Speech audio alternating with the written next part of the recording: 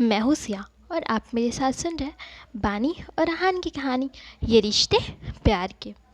जैसे ही माधव ने बानी का सीधा सवाल सुना, उसने एम्बैरस होकर चेहरे पर स्माइल लाई।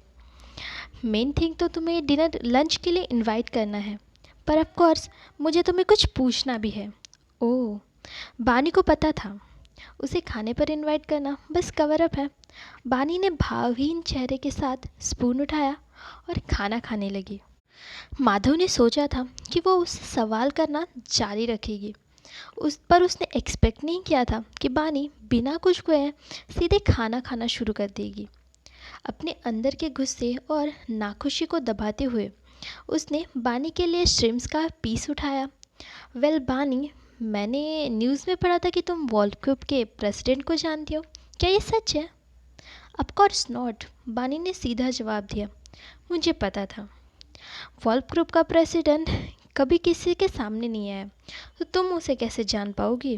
फिर तुमने फीस्ट के दिन कस्टम में ड्रेस क्यों पहना था? वर्ल्ड ग्रुप के प्रेसिडेंट ने मुझे दिया था, बानी ने रिप्लाई किया। ये तो क्लियर था कि बानी डिनर के लिए इनवाइटेड थी और उसे बहुत अच्छा ट्रीटमेंट वहाँ मिला था, इसलिए माधव को लगा कि उसके और वर्ल्ड ग्रुप के प्रेसिडेंट के बीच कुछ है। पर तुमने ही तो कहा कि तुम उसे जानती नहीं हो। माधव थोड़ा कंफ्यूज था। क्या मैं सच में उसे नहीं जानती? फिर उसने तुम्हारे लिए ड्रेस क्यों कस्टमाइज़ की? मुझे कैसे पता होगा? शायद उसके पास करने के लिए कुछ नहीं होगा।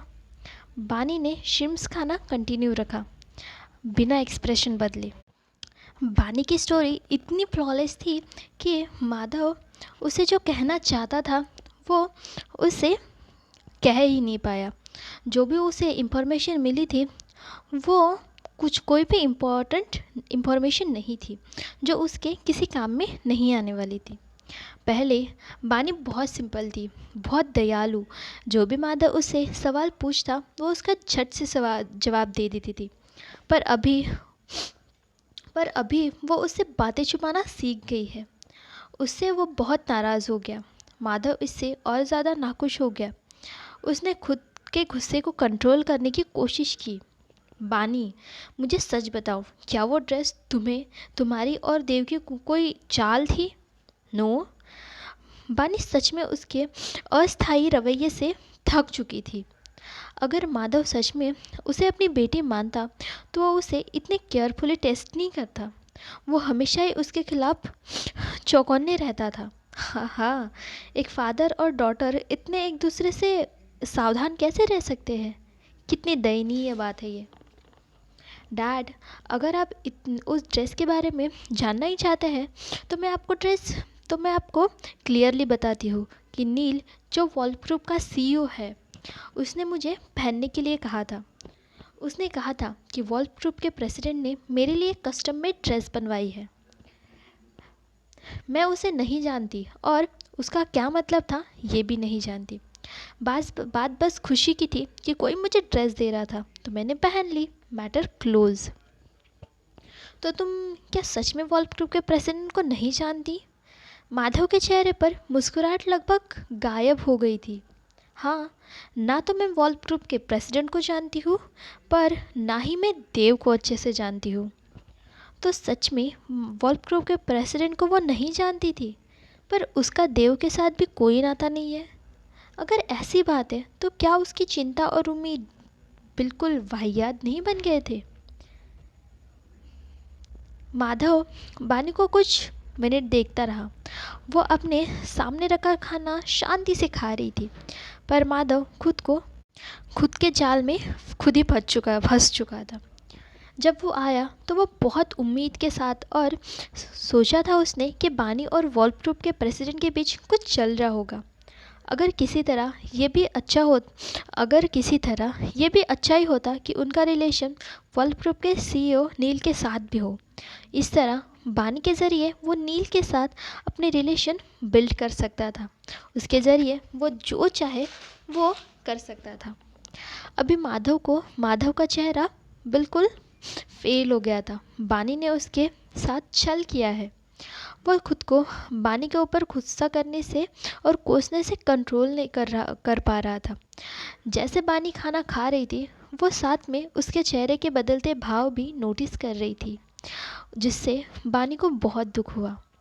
अपने सामने रखे खाने खाने को उसका अपने सामने रखे खाने पर से तो उसका इंटरेस्ट ही ख़त्म हो गया था। बानी ने चम्मच नीचे रखा और कहा, मेरा हो गया है, क्या आपको और कुछ करना है? नो, माधव ने रिप्लाई किया। बहुत अच्छा। बहुत बहुत अच्छा, ये तो बहुत अच्छी बात है। जब वो आया था तो अलग ही ढंग से था, और जब अब है तो वो अलग ही ढंग से है। ठीक है, फिर मैं जा रही हूँ। बानी खड़ी हुई, अपनी बैग उठाई और जल्दी से वहाँ से चली गई। जब वो रेस्टोरेंट से बाहर निकल गई, वो बहुत ज़्यादा डिप्रेस थी। अपने कार में लंबे समय तक बैठने के बाद वो कंपनी में चली गई।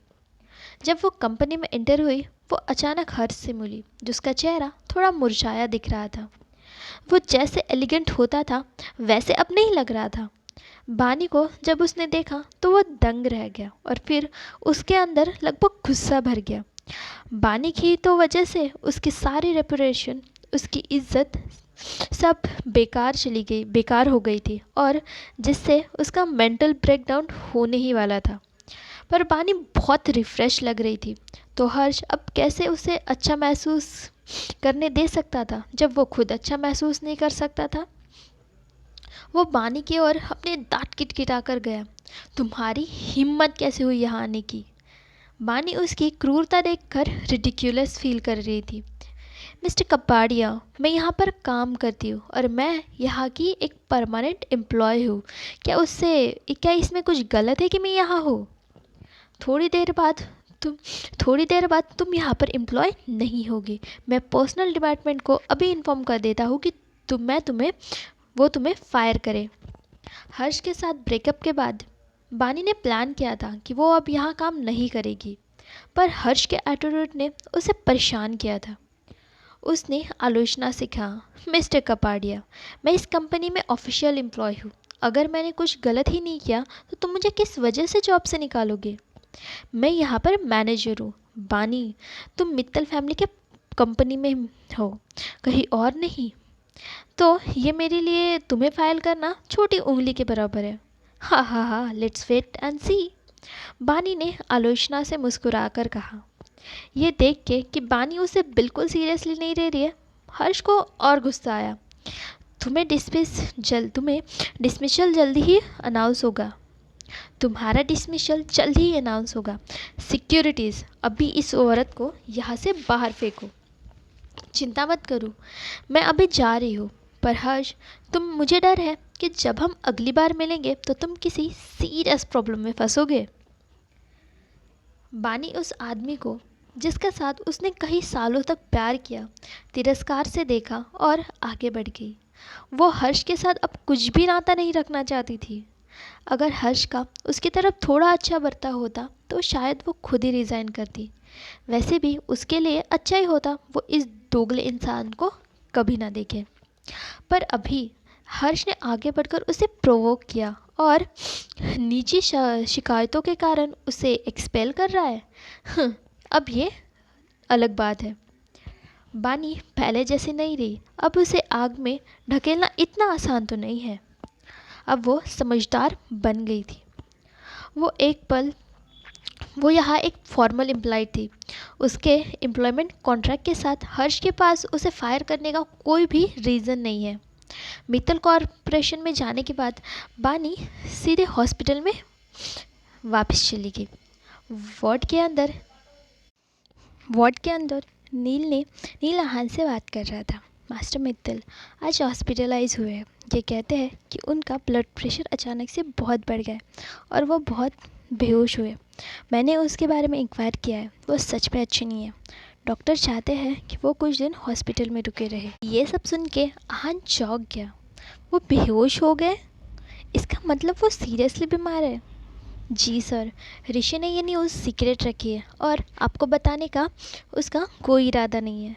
उसके इरादे तो वैसे भी सेल्फिश ही है। मिस्टर मित्तल, आप आगे क्या करना चाहते हैं? अगर वो मुझे इतना ही चाहता है कि मालूम ना हो, तो मैं उसे कैसे ये करने दे सकता हूँ जो वो चाहता है। किसी को बताओ कि मैं इंडिया लौट रहा हूँ, और आने के बाद मैं सीधे मास्टर मित्तल से मिलने जाऊँगा। अगर आप ऐसा करेंगे तो क्या मिस शर्मा आपकी आइडेंटिटी जाननी चाहेगी? नील ने याद दिलाया। आहान ने मुस्कुराकर सिर हिलाया और कहा, वो छोटी खरगोश बहुत बुद्धू और क्यूट वो छोटी खरगोश बहुत बुद्धू और क्यूट है। वो अभी भी सोचती है कि मैं क्लाइमैक्स प्लेस में एक पिम्प हूँ। वो दूसरा कुछ नहीं सोचेगी। नील खुद को हंसने से रोक नहीं पाया। मिस शर्मा सच में क्यूट है, पर पर कागज का टुकड़ा आग को नहीं छुपा सकता। अभी या आगे पता चल ही जाएगा, और अगर उन्हें पता चला कि आपने उन्हें झूठ बोला तो? मैंने कभी उसे नहीं कहा था कि मैं पिम्प हूँ। उसने ऐसा सोचा। मैंने कभी उसे झूठ नहीं बोला है। जैसे वो दोनों बात कर रहे थे, नील का फ़ोन बजा। उसने फ़ोन उठाया और बॉडीगार्ड की आवाज़ आई। मिस शर्मा वापस आ गई है। मिस्टर मित्तल, मिस शर्मा लौट आई है। मैं अब यहाँ से जा रहा हूँ। आपको वापस आने के न्यूज़ के जल्दी ही अरेंज करवा। मास्टर मित्तल को कल विज़िट कर सकते हैं।